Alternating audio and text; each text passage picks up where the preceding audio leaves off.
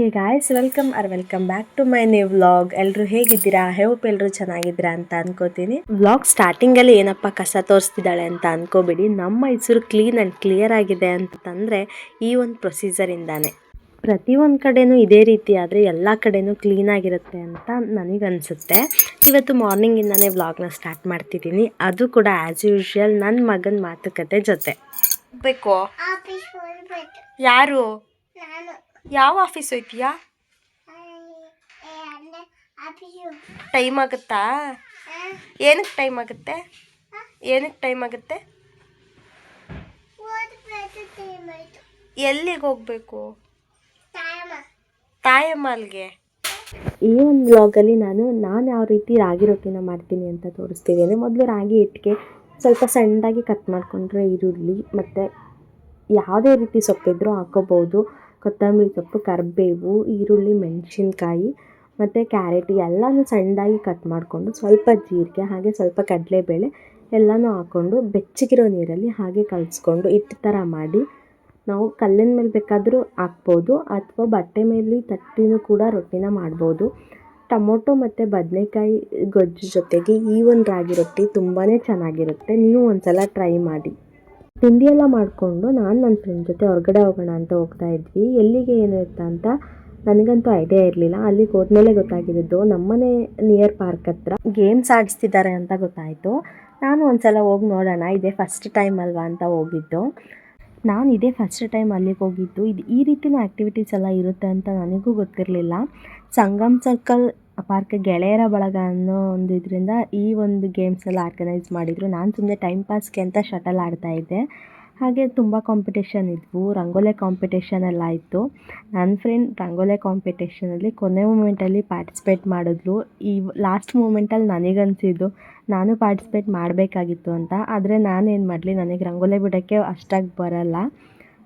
ಅವಳಿಗೆ ಸ್ವಲ್ಪ ಎಲ್ಪ್ ಮಾಡಿದೆ. ಇನ್ನು ಲಾಸ್ಟಲ್ಲಿ ಬಿಟ್ಟಿದ್ರೂ ಕೂಡ ತುಂಬ ಚೆನ್ನಾಗಿ ರಂಗೋಲಿನ ಹಾಕಿದ್ಲು. ಕಲರ್ಸ್ ಹಚ್ಚಿದ್ದು ಎಲ್ಲ ಚೆನ್ನಾಗೇ ಇತ್ತು.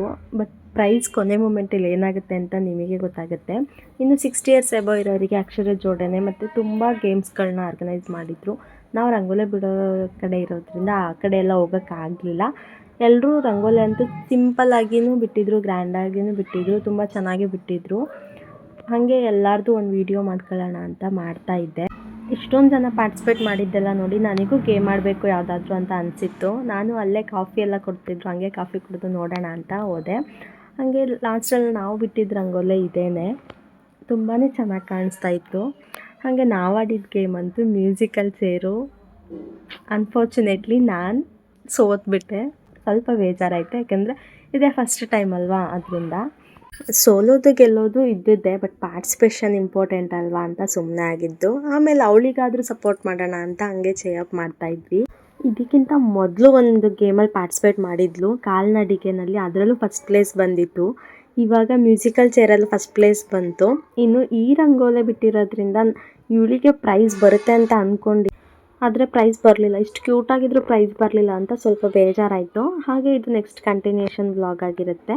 ಗೇಮ್ಸ್ನಲ್ಲಿ ವಿನ್ ಆಗಿರೋರಿಗೆ ಪ್ರೈಸ್ನ ಡಿಸ್ಟ್ರಿಬ್ಯೂಟ್ ಮಾಡೋದಕ್ಕೆ ಒಂದು ಫಂಕ್ಷನ್ ಅರೇಂಜ್ ಮಾಡಿದರು. ಈ ಫಂಕ್ಷನಲ್ಲಿ ಸ್ಪೆಷಲ್ ಏನಪ್ಪ ಅಂತಂದರೆ ರೈತರ ಕಡೆಯಿಂದ ಫ್ಲಾಗ್ನ ಹೋಸ್ಟ್ ಮಾಡಿಸಿದ್ದು.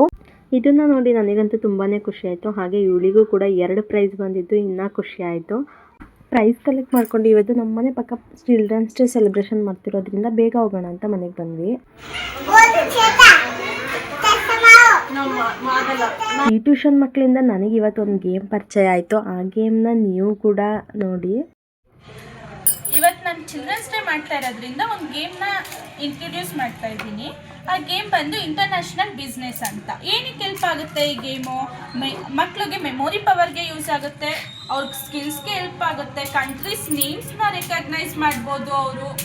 ಮತ್ತು ಕಾರ್ಡ್ಸ್ ಹೆಂಗೆ ಯೂಸ್ ಮಾಡೋದು, ರುಪೀಸ್ಗೆ ಎಷ್ಟು ಡಾಲರ್ಸ್ ಕೊಡಬೇಕು, ಮತ್ತು ಡೈಸಲ್ಲಿ ಎಷ್ಟು ನಂಬರ್ಸ್ ಬಂದರೆ ಏನು ಮಾಡಬೇಕು, ಇದನ್ನೆಲ್ಲ ತಿಳಿಸ್ಕೊಡುತ್ತೆ. ಮೋರ್ ಓವರ್ ಮಕ್ಕಳಿಗೆ ಇದು ತುಂಬ ಯೂಸ್ಫುಲ್.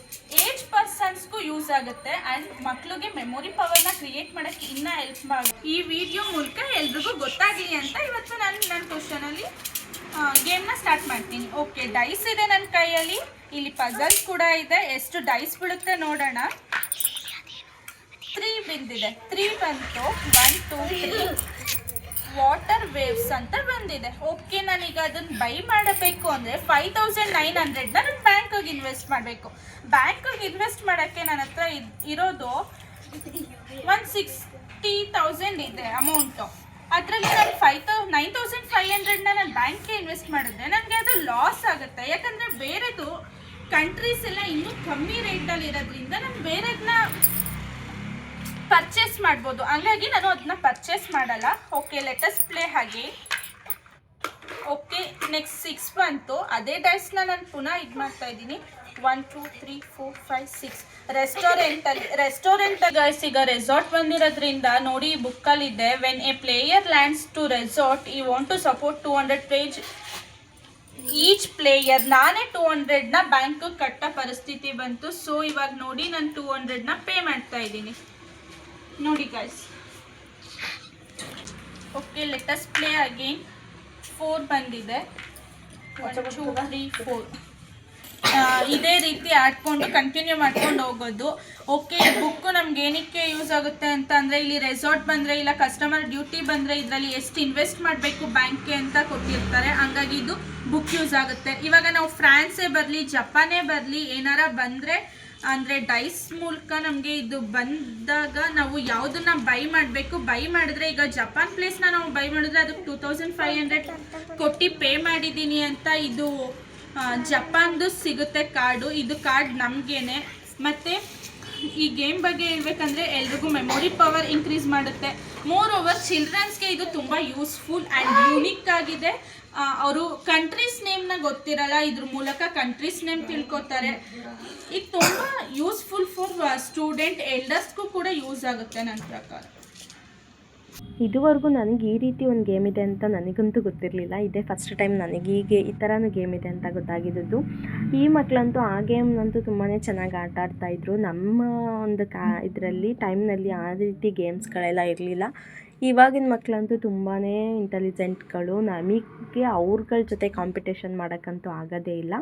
ಇವತ್ತು ಸೆಲೆಬ್ರೇಷನ್ ಇರೋದ್ರಿಂದ ಎಲ್ಲ ಮಕ್ಕಳಿಗೂ ಕೇಕ್ನ ಕಟ್ ಮಾಡಿಸಿ, ಹಾಗೆ ನಮ್ಮ ಬ್ರದರ್ ಕೂಡ ಆ ಒಂದು ಸೆಲೆಬ್ರೇಷನಲ್ಲಿ ಇನ್ವಾಲ್ವ್ ಆಗಿದ್ದು ನನಗಂತೂ ತುಂಬಾ ಖುಷಿ ಆಯಿತು. ಇದು ಸೆಕೆಂಡ್ ಟೈಮ್ ಅವನು ಇವ್ರಗಳ ಜೊತೆಗೆ ಇನ್ವಾಲ್ವ್ ಆಗಿದ್ದು. ಹಾಗೆ ಕೇಕೆಲ್ಲ ಕಟ್ ಮಾಡಿಸಿ ಮತ್ತು ಸ್ವಲ್ಪ ಗೇಮ್ಸ್ ಎಲ್ಲ ಆಟ ಆಡಿಸಿ, ಈ ಮಕ್ಳ ಖುಷಿ ನೋಡಿ ನಮಗೂ ಅಷ್ಟೇ ಖುಷಿ ಆಯಿತು. ಇವತ್ತು ನಾವು ಇವ್ರಗಳ ಜೊತೆಗೆ ಮಕ್ಕಳಾಗೇ ಇದ್ವಿ ಅಂತ ಅನಿಸ್ತಾ ಇತ್ತು. ಸೊ ಲಾಸ್ಟಲ್ಲಿ ಸ್ನ್ಯಾಕ್ಸ್ ಎಲ್ಲ ತೊಗೊಂಡು ನಾವು ಈ ರೀತಿ ನಮ್ಮ ಸೆಲೆಬ್ರೇಷನ್ನ ನಾವು ಎಂಡ್ ಮಾಡಿದ್ವಿ.